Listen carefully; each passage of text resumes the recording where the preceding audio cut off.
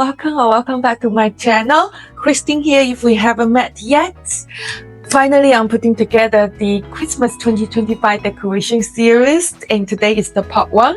Ever since we had the gallery wall DIY of the staircase makeover, I've been just loving how my entryway turned out. And of course, we're going to kick off this series right from here. And if you missed that video, I'll put the link up here. But without further ado, let's jump right in. This year, I wanted my Christmas gallery wall to feel like a little sorry, nostalgic, festive, and full of warmth. I started by printing everything in Canva, mixing asset downloads with a few prints from past years. Seeing it lay out helped me picture the whole flow, how each piece fits together before I get them downloaded and print at work length. Color-wise, I leaned into sepia tones, muted golds, deep cranberry reds, burgundies, and soft snow whites. It's cozy yet classy, warm enough to feel vintage, but calm enough to blend with the rest of the space. We'll actually be dressing up both the staircase and the main Christmas tree using these same tones, so everything ties together as one cohesive palette. For the theme, I wanted to capture all the moments that make Christmas feel alive. Street scenes filled with people celebrating, reindeer rides, the cheerful snowman, boats, and of course the Christmas tree. The tree will sit right in front of the staircase, anchoring the whole space and anchoring the art on the wall. So the gallery, garland, and the tree all tell one festive connected story. I took down the 4 arcs from these frames, removed the prints, and gave each frame a quick clean with a paper towel. During printing, I tried to make sure each frame tone complements at least one hue in the print. For example, pairing a gold frame with a warm tone piece, or a dark frame with something cooler or more neutral. After hanging, I used a level ruler to make sure everything was straight. Because of the variation of the strip frame size, I wanted the intentional but slightly organic layout. After a few step backs and a little adjustment, everything feels complete, warm, nostalgic, and just a little bit magical. The perfect companions to my Christmas staircase.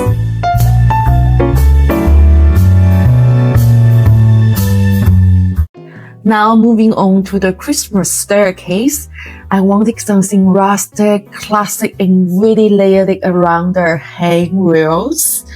I started by intertwining 2 garlands. One is my eucalyptus garland from Amazon, and the other one is this 9-foot cedar garlands that I actually brought from my Texas house collection from Walmart. The cedars give that deep foresty green, and the eucalyptus adds that rustic tone. I just wrapped the eucalyptus right around the cedar and zip-tied the ends together so everything stayed put. Then I work from the very top of the staircase. I use a big green zip tie to secure the first hook and then let the greenery naturally drip into a soft loop around the first turn. I wrap the garland once around the post, and honestly, because the cedar is so flexible, it just flows wherever you want it to go, no fighting it at all. As I kept going down, I layered the cedar as the base and then added the eucalyptus at top. They're slightly different lengths, so I couldn't put all of them ahead of time. I just adjust as I go.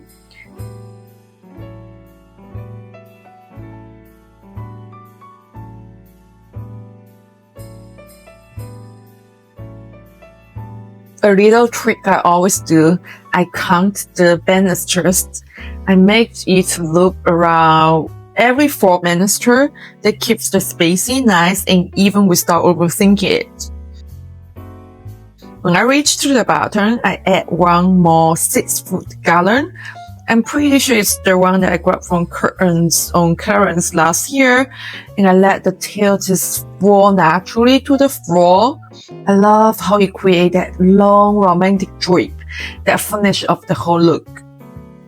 Once all the greenery was in place, I started adding layers for textures and sparkles. First, I went in with these wooden star garlands from Hobby Lobby. I love how the unfinished wood feels warm and rustic and how the stars drip naturally along the loops. I used a total of 3 garlands here to spread them evenly across the staircase. Then I added some berry picks I pulled out from old stands I already owned. These are from Michael's from a few years back, but I still love them because the mix of deep red and dark purple tones looks rich and not too plastic.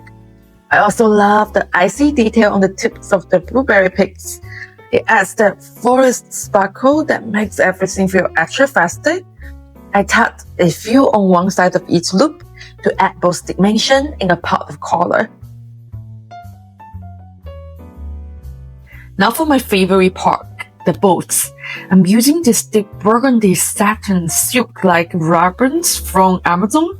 They have this beautiful silky shine that instantly makes the whole garland feel romantic and elevated.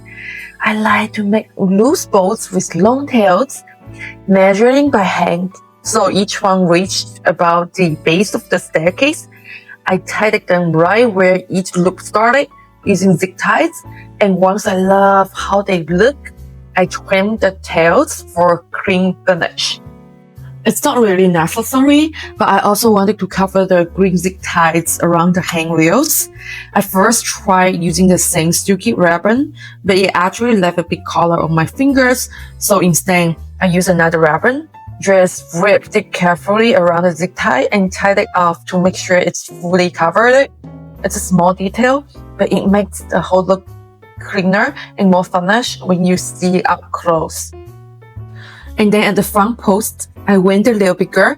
I made it an extra long bow and paired it with this string of aged brass cowbells that spiral down the post.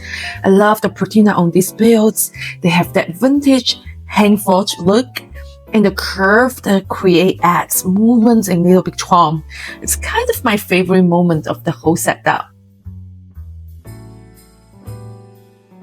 To touch up the setup as a whole, I add this golden leaf garland I thrifted last year onto the ornate reindeer frame in the gallery wall.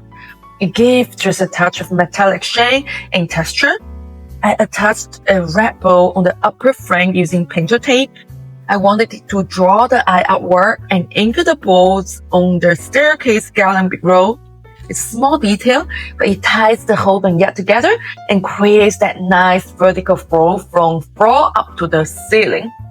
And that's how I end up with this classic dreaming staircase garland, festive, cozy, and just perfectly us.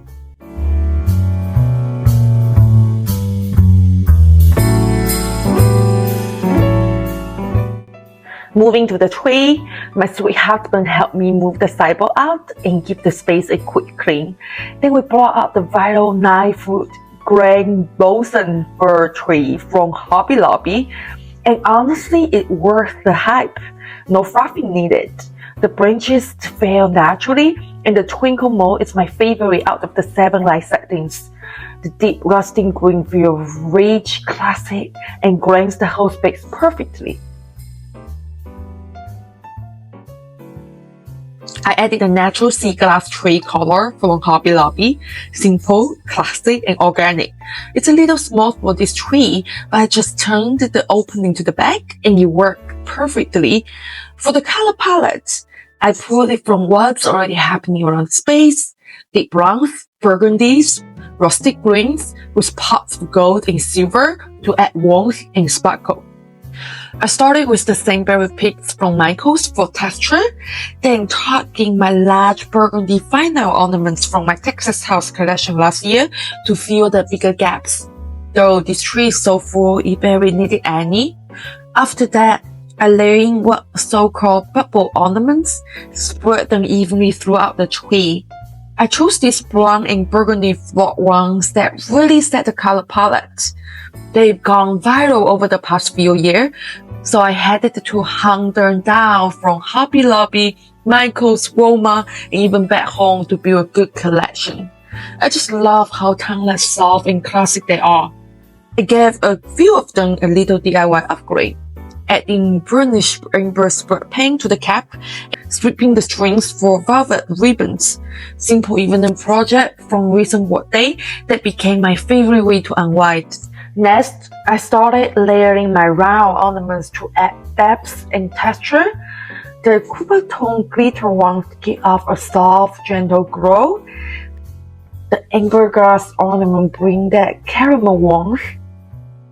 And the plum glass ones add a moody, elegant touch. Then there are the red floral ornaments from Walmart this year, so charming and nostalgic. And the deep red glass ones also from Walmart that I'm completely obsessed with. They are jewelry tones and instantly festive. Altogether, they add richness, variation, and a beautiful plate of light and texture that truly makes the whole tree feel alive. Then came the special shapes. This dark bronze pine cone ornaments from Walmart last year collection add a cozy woodland feel. I spray painted the caps and tied different ribbons to make each one unique. Finally, this onion-shaped floral ornaments from Hobby Lobby, a soft rose brown with a sweet light finish, add movement and that designer touch. I tied the small red bows on top, tying everything together just perfectly. I usually only buy 2 or 4 of each ornament type. I love even numbers and spread them 4 apart so you can spot these little cuties from different angles. Next, I moved on all my golden, silver, and glass ornaments, the part that really brings the sparkles and depth. The mercury glass ornaments from World Market are my favorite. Soft aged gold, like candlelight tripped inside, and I swept the hook for red gingham and velvet ribbons for that vintage feel. Then I added gold bowl ornaments from Hobby Lobby, classic and playful, and some glittered starburst ornaments from West L that burst like little frozen fireworks. The unfinished wooden nutcrackers from Hobby Lobby, total Maggie and Co look burlesque, bring it all back to earth with their simple handmade charm. I also added gold and white leaf pattern ornaments from my Texas house. Bronze bell shade ornaments from my home country with that beautiful patina, and amber glass pieces glowing like silhouette under the lights. The bronze rib both add texture and bridge everything together, while the inner dozen icicles shimmer like fresh frost. I use 3 pads, and they catch every twinkle light just right. After stepping back, I realized the tree needed just a hint of contrast, so I added a few deep green ornaments, subtle but rich. Green can be tricky on a green tree, so I stuck with darker tones. These onion-shaped ones from my Texas house, plus a few unique pieces from my home country, added the perfect depth to balance out all the warmth. Then came the ribbons. 4 kinds tied into different bows, some with long drippy tails, evenly spread through the tree. They add so much romance and softness, like the tree's wearing its own little holiday gown. The midst of the ribbons also breaks out the glass and metallics, giving that cozy, whimsical feeling that ties everything together. Last but not least, I finished the tree with 2 simple garlands. A string of brass bells from Hobby Lobby that I toned up with a bit of robin buff, and another of wooden beans from Walmart. They are classic, toneless, and add just the right amount of layering without overpowering the ornaments. Then I added a tray topper I picked out from Michael's last year and gave the setup a few final touch-ups. I've always dreamed of seeing the mirror reflect all the twinkle lights from the tree, so I placed the one that at this corner. To cover the cords for now, I tagged in this vintage style sleigh with green pillows from my Texas house collection. And as we get closer to Christmas, I will swap it out for pretty wrapped gift boxes, which I'm already so excited for. Finally, I placed a small Christmas tree in the corner by the staircase to complete the scene.